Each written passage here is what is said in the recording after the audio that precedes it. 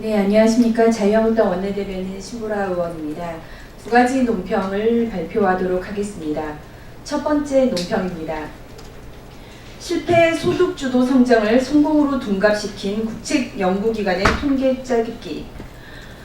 청와대가 문재인 대통령의 최저임금 긍정적 효과 90% 발언 근거로 내놓은 통계자료는 불리한 건 감추고 유리한 건 부각시킨 아전인수격 통계임이 밝혀졌습니다. 대통령께만 직보된 통계가 과연 무엇일지 궁금했던 상황에서 그 실체가 삐뚤어진 통계였다니 과연 대통령이 고단한 국민들의 현실을 제대로 알고 있는 것인지 걱정스럽습니다. 문 대통령의 발언은 지금 문재인 정부가 국민들의 실상과 얼마나 동떨어져 있는지를 보여주는 표상이라 할 수 있습니다. 올해 1분기 소득 하위 1분위 가계소득이 2003년 관련 통계 작성 후 가장 큰 폭으로 감소하는 상황은 급격한 최저임금 인상으로 저소득층이 직격탄을 맞고 있는 현실을 보여주는 것이자 문 정부의 소득주도 성장의 실패를 말해주는 경고음이었습니다. 문재인 정부의 소득주도 성장을 주도하는 장하성 정책실장이 보고 싶은 통계에만 경도돼 있으니 대통령의 최저임금 긍정적 효과 90% 발언이 가능했을 것으로 짐작되고도 남습니다. 더욱이 한국노동연구원 등이 통계를 짜깁기 하면서까지 왜 이런 자료를 만들었는지도 의아스럽습니다.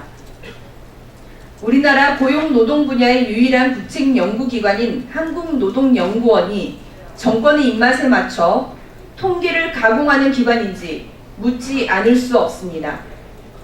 청와대는 국책연구기관을 동원한 통계 수치 가공을 중단하고 실패로 기결된 소득주도 성장에 대한 전면적인 개편을 단행해야 할 때입니다.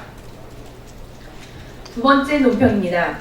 용산구 상가 건물 붕괴 참사는 행정의 안일한 안전 불감증과 정부와 박원순 시장의 재건축 억제가 만들어낸 합작품이다. 용산구의 4층짜리 상가 건물 붕괴는 박원순 시장의 재건축을 발목 잡는 도시재생 사업과 용산구청의 안전 불감증이 만들어낸 합작품입니다. 건물 1, 2층의 음식점이 영업을 하는 평일에 사고가 났더라면 큰 인명피해로 이어질 수 있는 아찔한 사고였습니다. 건물 세입자가 건물 외벽에 금이 가는 등 이상 조짐이 있어서 용산구청에 민원까지 제기했지만 적절한 대응이 이루어지지 않았다는 의혹도 제기되는 상황입니다. 박원순 서울시장이 아니라고 시대착오적인 도시재생사업도 용산 상가 건물 붕괴 참사에 일조했습니다. 신속하게 재개발이 이루어져야 할 노후주택, 재개발, 재건축 지역을 투기지역으로 지정해 안전진단을 지연하는 등 신속한 재개발 절차가 진행되지 못했습니다. 정부와 서울시의 재건축 억제 정책은 주민 안전을 볼모로 한 것입니다. 서울시 곳곳에 주민들의 생명을 위협하는 노후 건축물들이 있습니다. 투기 억제도 좋지만 빈대 잡으려다 초과상간 태우는 식의 우를 더 이상 범해서는 안 될 것입니다.